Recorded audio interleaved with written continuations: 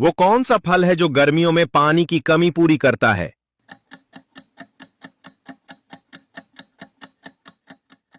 सही जवाब तरबूज। अगला सवाल, वो कौन सा फल है जो जिस्म को फौरी ताकत और मिठास देता है?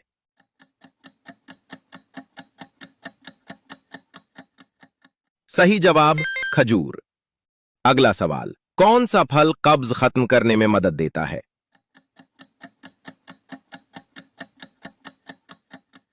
अपनी जहानत से इसका जवाब कमेंट सेक्शन में दें। अगला सवाल, वो कौन सा फल दिल की सेहत के लिए फायदेमंद समझा जाता है?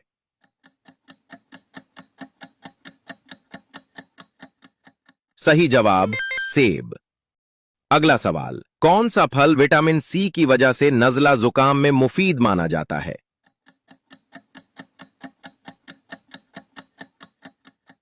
सही जवाब माल्टा।